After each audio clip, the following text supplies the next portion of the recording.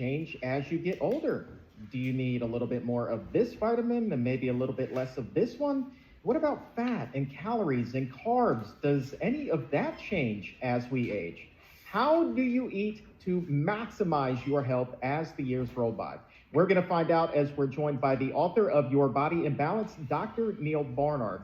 And Doctor's Mailbag, wide open. So go ahead and let's fill it up with your questions as well. We're going to get to as many as we can here on the show. And here's how you put your question in that mailbag. You just put it in the comment or in the chat box, and we're going to get to as many as we can. We want that thing stuffed because we want to help raise those health IQs. And you can also send them to me on demand anytime, Twitter and Instagram. I'm at Chuck Carroll, WLC. So let's talk about nutrient requirements as you get older, how to maximize your diet as the years roll by. With Dr. Neal Barnard, my friend, it is good to have you here once again. Great to be with you, Chuck. This is a great question, and I'm so happy that Donna sent this one in. And she's wondering, does your diet need to change in order to meet nutrient requirements as you get older? That is a great question because, needless to say, that's happening to everybody. We're all getting a little bit older. There are some nutrients where we're kind of short, frankly, even before we're older, and they can often get worse when we're older. And some of them are pretty obvious. Fiber, for example. Your average American does not get very much fiber. Fiber is the roughage in beans and vegetables and fruits and whole grains. And if you don't get enough fiber, apart from the normal constipation and things that we associate with it, the gut bacteria aren't so healthy either without adequate fiber. And that releases all kinds of problems then. Okay, so fiber is a pretty obvious one. Another kind of obvious one is vitamin B12. You need B12. You probably know this already, for healthy nerves and healthy blood, and supplementing is a really good idea. But when people are older, they can really run low in B12 for a couple reasons. One is that if, let's say a person is not vegan and they're trying to get their B12 from meat, well, there is B12 in it, but without a lot of stomach acid, you can't pull the B12 off the protein, and so even though they're eating an omnivorous diet, they're low in B12.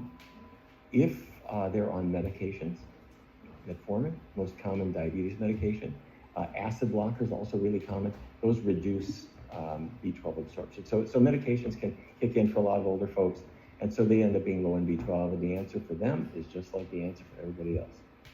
Go to your local health food store, go online, go to a drugstore, and pick up the smallest B12 supplement they have and take that. Maybe just a couple of others, Chuck, that I'm just going to mention really quickly. One is calcium, and calcium is a funny one because the requirements that the government will specify are pretty high. They'll say 1,000 milligrams, or for older people, maybe 1,200. You think, gee, there's no way I'm getting there. Why is it so high? I believe it's high because the dairy industry has pushed the government to tell people they need more calcium. If you look at the scientific literature, I would say about 700 milligrams per day is the amount that you ought to aim for. Where do you get it? You get calcium, you know this already. Green leafy vegetables, number one source. Beans also have a lot. And maybe just to wrap it up, vitamin D is something that normally comes from sunlight on your skin. The older we get, for a lot of folks, they're indoors more of the time. They're not getting much sun, and so they should be taking a vitamin D supplement probably. Most doctors will suggest about 2,000 international units a day. So those are some of the key issues for folks nutrient-wise as they get older. The calcium being, you might not need as much as what the RDAs suggest right now. That's fascinating. So in the studies that have been published, that 700 milligrams a day, that will protect you pretty well against fractures and all of the other concerns that people have when they're short on it? That's exactly right. If you have very little calcium in your diet, a couple of hundred milligrams per day, you are at higher risk for a fracture. And so if you go from 300 to 500 to 600, you're going to reduce your risk of fracture. But once you get to about 700, it's really hard to make a case that going higher than that does any good at all with regard to the fracture risk. And where people run into trouble is they're saying to their kids, make sure you have lots of milk because it's high in calcium, and they're just kind of regurgitating the promotions they've heard. What do you end up doing? You end up giving the kid all the problems that milk will cause, from the saturated fat that increases the risk of heart disease. Milk is linked to long-term risk of prostate cancer, and you don't want to set up your male members of your family for prostate cancer. There's some evidence, not as strong, but but still compelling, linking milk to breast cancer. So there's every reason to not shoot for these really high calcium targets if you're doing it with an unhealthy food like dairy. If you're doing it with green leafy vegetables, there's really not much risk of having a little extra Brussels sprouts or some broccoli here and there. Yeah, I know my granddaddy, before his passing, he was really big on getting all of his calcium from cheese. And it could have been a hunk of cheddar, or it could have been cheese. Oh my gosh, Cheese Whiz in a can. But he was always like, I'm getting my calcium. And at the time, I was like, good for you, granddaddy. This is so good. You're going to have those good, strong teeth and bones. But man alive, I mean, just the conversations that you and I have had over the years on this show, I mean, there really are a lot better sources of calcium that a person could get than eating cheese. You said it, Chuck. I mean, if you had a calcium supplement that was 70% fat, I mean, that is not one you want to choose. Okay, so let's kind of put a bow on this conversation here. So we've talked about a lot of other nutrients, but would I be correct in assuming that Kathleen is kind of wondering the same thing here? Would I be correct in assuming that the requirements for things like vitamin A, vitamin C, those kinds of vitamin K, like they really don't change over the years? They don't change a lot. When the U.S. government looks at all these recommendations, and they do modify them a little bit here and there, but by and large, after about age 19 or so, they're about pretty much relatively flat for the rest of the time, even when people are old. Here's an interesting one from Lori. She sent me an email, and she linked off to an article that said that seniors should increase their fat intake. Do you know whether or not there is any scientific evidence to back that up? Okay. What they're probably thinking of is that when you're older, you're at higher risk of dementia, and the brain uses omega-3s. And so the idea is, let's just stuff a bunch of fat in the brain and hope that we're going to be protected. What really matters is the quality of fat. It's got to be certain types. And the typical fat that's in cheese is not omega-3. The typical fat in a burger is not omega-3. So what a person really needs is less fat overall. Because if you're having a lot of unhealthy fats, it actually competes with the good fats, and it will actually slow down the omega-3 production. So you don't want to increase fat overall, but you do want to make sure that proportionately of the fat you're getting, it's high in omega-3. What do I mean?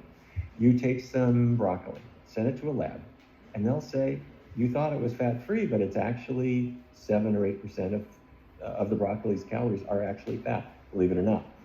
And what matters is that proportionately, the omega-3 is really very high in green leafy vegetables. So not much fat overall, but proportionally a lot of omega-3. And over time, if you eat a lot of those foods, the fats in your body tend to mirror the proportions in your foods. So if your foods are proportionally high in omega-3, you will be too. Some people will supplement with omega-3s. If you do, skip the fish oil. You can get exactly the same thing in a cleaner package with vegan omega-3s. There's DHA, EPA supplements. Controversial. They probably increase the risk of prostate cancer in men. So a lot of people are not recommending them, but if you're choosing, that's what people are looking at. All right, so we're talking about omega-3 and brain health there, but Troy's wondering about what other nutrients might be important for brain health. Certain things you got to avoid. Certain things you want to pump in. Number one thing to avoid, and you've heard me say this before, saturated fat. That's the fat that's in dairy, fat that's in meat. Even your Chinook salmon has a surprising amount of saturated fat, strongly linked to dementia, particularly Alzheimer's. And the Chicago Health and Aging Project, almost 20 years ago, reported these findings that people eating the most saturated fat, that means dairy, that means meat, had about 2 to 3 times higher risk of Alzheimer's compared to people who generally avoided those things. So saturated fat, avoid. Trans fats, avoid. That means snack foods. It also means there are traces in dairy of trans fats, believe it or not. Also to avoid excess iron. Not green leafy vegetables, they're okay because they have non-heme iron, but meat products have iron. Animal products have too much copper. Those can damage the brain. Things to take advantage of, vitamin E is actually okay, and that's in nuts and seeds. Not a lot, because yes, they are fattening, but maybe an ounce, something like that a day will give you a good chunk of vitamin E. And vegetables and fruits in general, when researchers look at people who avoid them, people who eat vegetables and fruits, the vegetable and fruit eaters have a lot lower risk of cognitive decline, even if you're just comparing like a person who has 0 versus a person who has about 1 serving a day. So if you pump it up, you have 2 or 3 servings a day, you're doing your brain a big favor there too. We were just talking about copper and metal in the diet. I want to take a question now from Sheila, who's wondering about iron. She says, should I limit the amount of greens and soy in my diet because they're high in iron? She said she's worried about Alzheimer's risk. Well, first of all, it's good that you're worried because Alzheimer's is the last thing you want to get, and foods do play into it. But the short answer is no. I would not worry about the greens, and I would not worry about soy. But you're thinking right. You don't want to overdo it with iron. The good news about any vegetable source, any plant source of iron, is that it comes in the form of what we call non-heme iron. And that means that it is the type that your body can absorb more of if you're low in iron. And if you're high in iron, your body will actually keep it out. So if you eat lots and lots of green vegetables, your body is monitoring your body actually monitors your iron content, so to speak. And if you need more iron, it'll absorb more. If you're already iron overloaded, it absorbs less. Contrast that with steak. Animal products have a lot of what's called heme iron, and the heme iron barges into your party whether you need it or not. So the bad sources of iron are liver, meat products in general, because they will tend to lead you into overload. And so what is the limit that we're looking at when it comes to iron? Alzheimer's runs in my family. I know that it runs in millions of other families around the world. So is there a threshold that we should be worried about when it comes to iron? And we also get this question a lot, Dr. Barnard, is if somebody is taking a multivitamin supplement, should they be looking for one that does not have iron in it? The answer is yes. Look at the label and 1 a day and so forth. They want to sell you something that sounds complete. They know you need iron, so they throw the iron into the package, and you'll see it on the label. And they know you need copper, so they'll throw copper in there. What they missed is that there is iron in the foods that you're eating, and there's copper in the foods you're eating. So yeah, if you want to take a multiple vitamin, go online or go to the store and get one that's marked vitamins only. And they will say that. There are not a lot of them, but you'll see them. And then when you look at the ingredients, there's vitamin B12, there's B vitamins, and so forth, most of which you're getting from food anyway, so you don't really need it. But if there's no added iron, that's good. If there's no added copper, that's good. Now, some of the companies like Centrum, years ago started to realize that particularly women, after menopause, their needs for iron changed a lot. They're no longer menstruating. They're no longer losing iron every month. And so you start accumulating it, and men have been accumulating it all their life. And so they took the iron out of, say, Centrum Silver, which is the one for people older. So that's good, but unfortunately, we haven't caught up on copper. They still pack the copper in there. So yeah, if you're going to use a multivitamin, pick one that does not have iron, does not have copper. But you might also ask why you're bothering with a multivitamin anyway. If you just go to the store and get B12, frankly, that's got you covered. Or B12 and D, you probably don't need your multi. I'm going to take a question now from Annie, who's watching us on YouTube. This one came in at 12:11 today. We were talking about having too much of a certain vitamin or nutrient in the diet.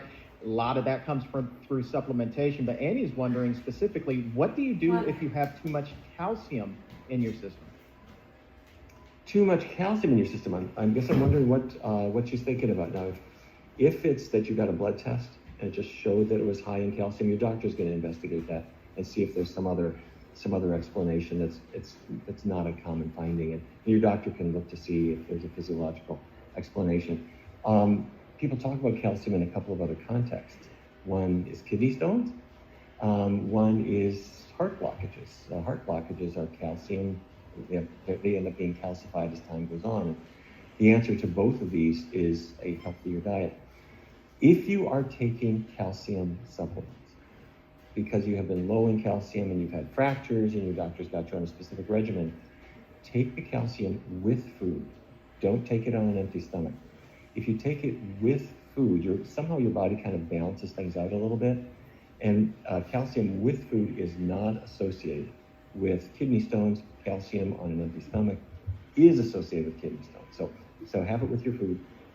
But hopefully you don't need a calcium supplement, and hopefully you're getting calcium just from the levels in the foods that you're eating naturally. Now, one other thing, just one last thing, and that's vitamin D helps your body absorb calcium. So when you're talking with your doctor about it, the doctor will look at your calcium intake, your vitamin D intake, which helps the calcium come in, and to see if there's anything fluky hormonally going on that might affect your calcium levels. All right, let's look at another nutrient on the opposite end of the spectrum. So we've been talking about too much of something. Now let's talk about when you may not have enough of something. Janice is wondering, what should you do, what should you eat when your iron levels are too low? Okay, we need to bring in more iron, but we bring it in a healthy source. And green leafy vegetables and beans are the healthiest source. I was mentioning earlier that the non-heme iron is more absorbable when your body needs more. Some people use the lemon trick, a little bit of lemon juice. Any high vitamin C food will increase the absorption. However, let me give you a big caveat here. How do we know that our iron level is too low? If it was just a blood test and your doctor said you're kind of borderline low, if you feel well, if you are not anemic, if you have no symptoms, to be on sort of the low end of the iron window is actually a good thing. That means you're at the least risk for Alzheimer's, least risk for heart disease. Now, if you're frankly low, so that you're anemic and sluggish and so forth, then you've obviously got to take it seriously. And when we're talking about iron and Alzheimer's risk, I always like to also bring up cookware into the equation. Brought up saying a cast iron skillet is about the best thing that you could have in your kitchen. Come to find out, that's really not such a good idea, is it? Well, it's a good thing you put a nail in the wall and you put it there and it looks sort of like a rustic environment and you never actually take it down and cook with it. That's fine. The problem is when you do cook with it, you're absolutely right, Chuck. The iron will end up in the food. And so if it's your once every 2 months pan, big deal, no real problem. But if it's your go-to pan, which for a lot of people it is, they love their cast iron pan, they use it every day. Yeah, you are getting too much iron and it is absorbable and you don't want that. I know this sounds like just too ultra-modern, but there is nothing wrong with a nonstick pan. Very controversial. People remember Teflon, from the 70s that would chip off, and also as it would heat, it would give off toxic fumes. Those problems have really been solved. And so the modern nonstick pans really are quite good. You don't have to use them, but they allow you to escape the iron, you escape the aluminum, and you're escaping the added fats. A couple of quick hellos to some roomies who are joining us live today. GP saying that they're watching the exam room live for the very first time. Very cool. Thanks for being here. Also want to say hi to Paul, who's watching us from Bracebridge, Ontario, Canada. I hear it's lovely this time of year in Bracebridge. So thank you so very much for tuning in, Paul. Dr. Barnard, let's go back to aging here. Take a question from Greg, who's wondering whether the risk for certain diseases like cancer actually decrease over the age of 80. Well, kind of a disturbing statistic here, really. The average age for many of the common cancers, if you look at lung cancer, breast cancer, and these things, it's way up in the upper 60s typically. So what that means is that half the cases occur before that time, and the other half all occur after that time. So when people are in their older years, that's when, frankly, you see a lot of cancer happening pretty fast. There's an exception to that, though, in that sometimes people are killed by other things first.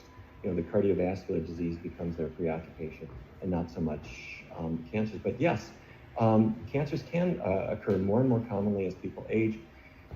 Partly their defenses, their immune defenses, are not as strong. And frankly, their accumulated exposures are worse than ever. A guy who's been having dairy all his life, not going to get prostate cancer when he's 24, but when he's 84, it's much more likely. It's the same as smoking. The first year of smoking, your lung cancer risk really low, but if you've been making a career of it, it gets higher and higher and higher. So we don't want to think, okay, I'm up in years now, I can't get cancer. It's always a really good time to follow as healthy a diet as you possibly can. I think maybe one of the reasons why this question piqued my interest is speaking with Dr. Will Bolsowitz. I believe he mentioned that past a certain age, really men don't have to worry too much about getting a colonoscopy. Is that correct? Am I remembering that correctly? That's reasonable advice, and it's for a couple of reasons. It's not that you're not at risk for colorectal cancer, it's that it takes time for colorectal cancer to develop. And so that's why the colonoscopies are recommended maybe even every 5 years or less often. And because there's a small risk to colonoscopy, not a big risk, but there is a small risk. I mean, there is such a thing as perforation and anesthesia problems and stuff. The doctor makes kind of an equation. It says, what's your real benefit? What's the likelihood I'm going to find anything versus what's the likelihood of your having a problem with it? And once you're really up in years, they kind of decide maybe it's not worth it so much anymore. So when people are in their 60s, early 70s, the doctors often start slacking off on those recommendations. Not too terribly long ago, you and I did a show on high cholesterol, a very popular episode, and I'm bringing this question back from it because it's a really important one, especially as we're talking about aging today. And this one is from Nina, who's wondering whether women are more likely to have high cholesterol after menopause. Yeah, they are. Nobody really knows exactly the reason for it, but as estrogen shifts, estrogen levels fall at menopause, cholesterol levels do go up. And the question, of course, is what can you do about it? And you already know the first part of that answer, which is get the cholesterol off your plate. So we don't want to be having animal products at all. And it's not just the egg that has cholesterol, it's in meats, it's in dairy. And even worse is the fat that's in meats and in dairy, the saturated fat that I was criticizing before. It drives cholesterol levels up, it certainly does. So when you avoid those things, your cholesterol level for 90% of people, their cholesterol levels fall. That's great. If yours didn't, what I would suggest you do is take another couple of steps. One is not just no animal products, but keep oils really low. Take olive oil, for example. Chicken fat is about 30% saturated fat. Olive oil, better, it's only 14. But if you didn't use any oil, it's 0. So that's another step you can take. And also, our good friend David Jenkins at the University of Toronto developed what he called the portfolio. And this meant you start with the vegan diet, but you add certain things to it. Soluble fiber. What's that mean? That means oats. You already know that oats will take a couple of extra points off your cholesterol. Beans, soy products have an independent effect, lowering cholesterol. And he found that nuts seem to do that too. For example, almonds.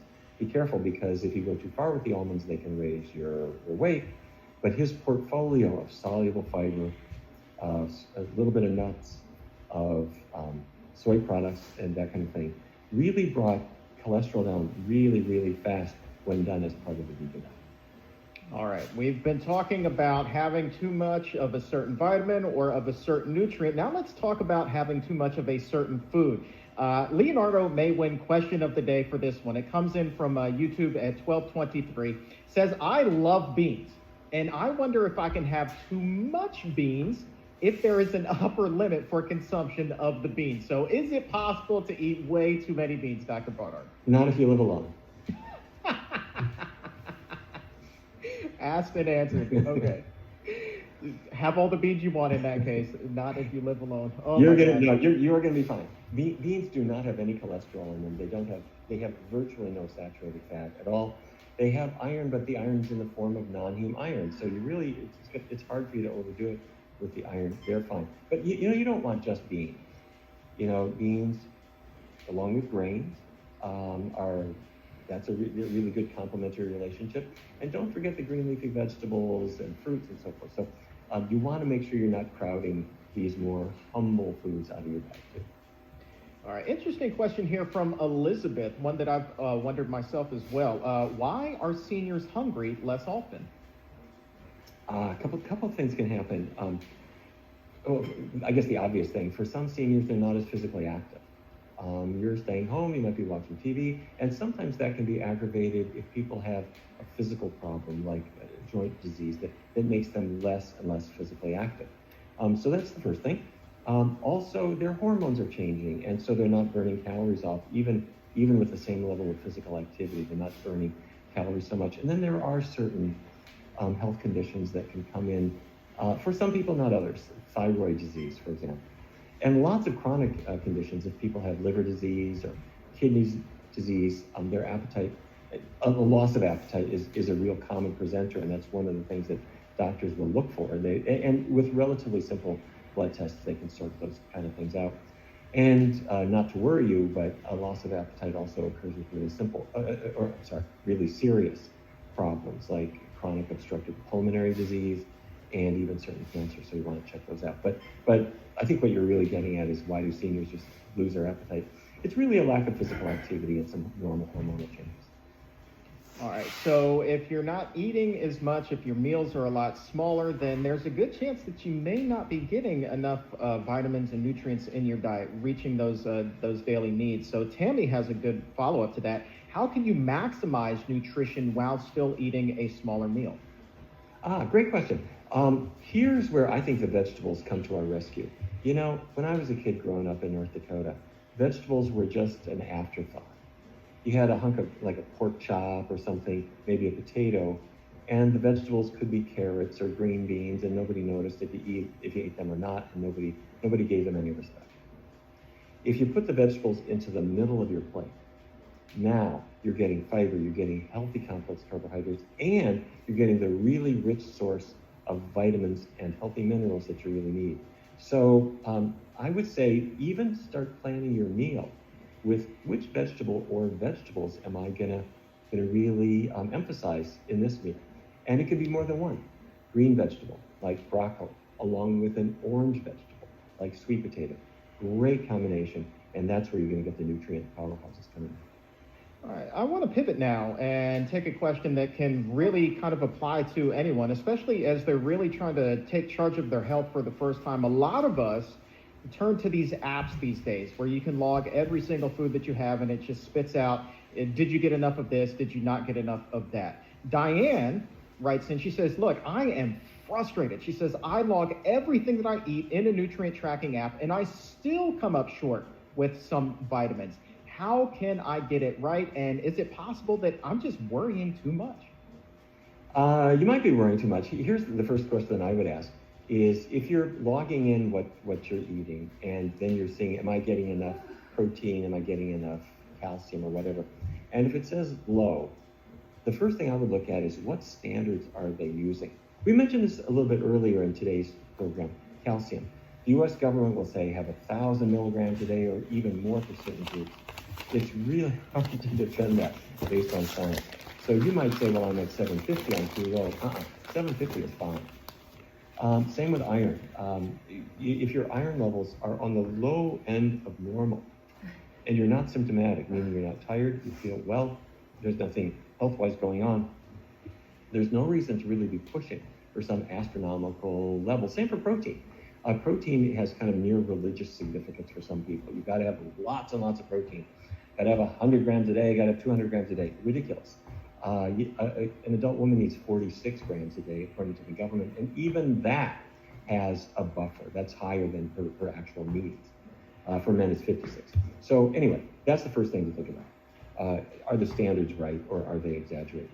And the other thing is to make sure that you're getting a healthy mix of things in your diet, and that's 4 groups. You might know them already: fruits, vegetables, whole grains, and the bean group, or the legume group: beans, peas, lentils. If you're getting lots of vegetables, fruits, whole grains, and beans, that nutrient mix is going to be just about optimal. And don't forget the B12 added to it. And at that point, you can probably not look at the app quite as often as you might be doing now. Betsy checking in the chat room says, look, my appetite is just fine and I'm a senior. She says, look, not this senior. I am literally hungry all the time. So Betsy probably eating a healthy diet if she's joining us here today. Here's another question about menopause. I know that menopause is something that you cover extensively in your book, Your Body in Balance. We talked a little bit about it on the show here today also, but I don't think that we've ever been asked this question in particular. Donna Faye at 1228, she's joining us on Facebook today. She says, I'm going through menopause. Are grains still good for me? Yes, they are. In fact, they're more important than ever. And I'm glad you asked that, because a lot of people, particularly in the last, decade or so, where low carbohydrate diets have come in, this unfortunate fad has gotten people to worry if they eat bread or if they eat brown rice. The idea is it's too many carbs. Carbohydrate is going to be your best friend. And here's what I mean by that. After menopause, if you're thinking, gee, it's harder for me to keep the weight off, I'm gaining weight, or my cholesterol is up. Grains don't have any cholesterol. They have virtually no saturated fat, so they're going to help give you energy without driving your cholesterol up. And the calorie content of them is surprisingly low. Where grains get a bad rap is you put the whole grain toast in the toaster, or whole grain bread in the toaster. It pops out without very many calories. It's going to be a good thing to eat. But on goes the butter, or the grain that becomes spaghetti. After it comes out of the pot, we slather cream sauce all over the top of it, or ground beef, or oil, or something like that. It's those toppings that pack in the calories. And that was the problem with the baked potato. There's nothing wrong with the potato. The problem is the butter and the cheese doodles and bacon bits and all this stuff that go on top of it. So the fatty toppings are the issue. Grains are going to be fine for you. One small exception, maybe 1 in 10 people feels better when they don't have wheat. The other 90% of people are perfectly fine with wheat and with gluten. If wheat or other gluten products are a problem for you, you may want to avoid them, but for other people, not an issue at all.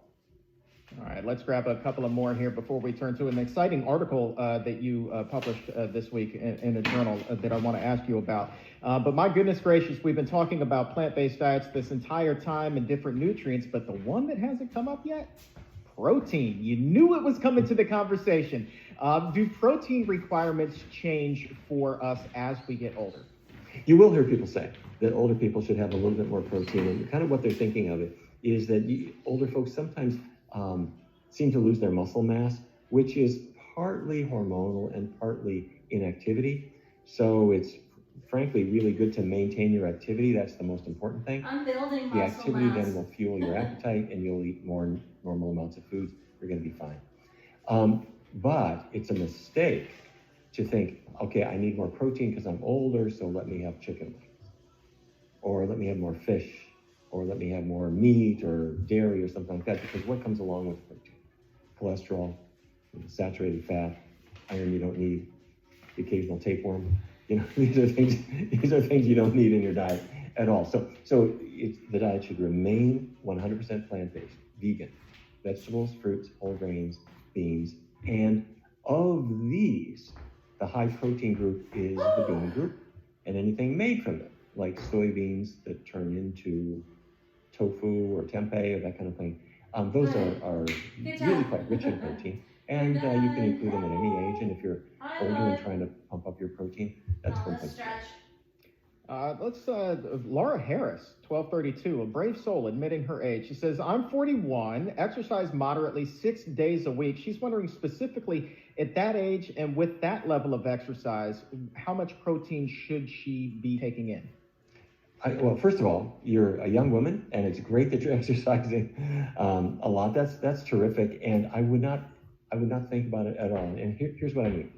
Let's say you're out there for a run or a good brisk walk, and your muscles need more oxygen because they're working, right? How much oxygen should you take in?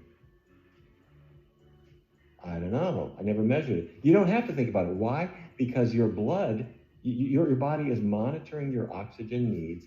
And when you are hypoxic, when you are low in oxygen, your body automatically tells your diaphragm to start kicking in. You start breathing much more rapidly. You take in the oxygen, and then you breathe more slowly. Your body is pretty smart when it comes to protein needs too, and also caloric needs in general. You could run a whole marathon. You could do that every day if you had the energy to do it. And you would not really have to plan so much how many calories you need because your body naturally kicks in extra hunger. And along with the natural foods that you're eating, you get the additional, not just calories, not just carbohydrates for energy, but you get the protein right along with it. So your physical activity makes you hungry. The hunger brings food on your plate. You'll naturally pile it higher, and protein just comes right along for the ride. All right, I want to wrap up today by pivoting and talking about something completely different. And every once in a while, I'll be thumbing through these journals and I'll see something, I'll say, that is really interesting. And that happened this week, and it just happened to be an article that you co-authored with Dr. Hana Kaliova, our colleague. And the headline in the American Journal of Lifestyle Medicine was "The Role of Nutrition in COVID-19, Taking Lessons from the 1918 H1N1 Pandemic." So you were looking to the past for answers to today. What did you and Dr. Kaliova discover?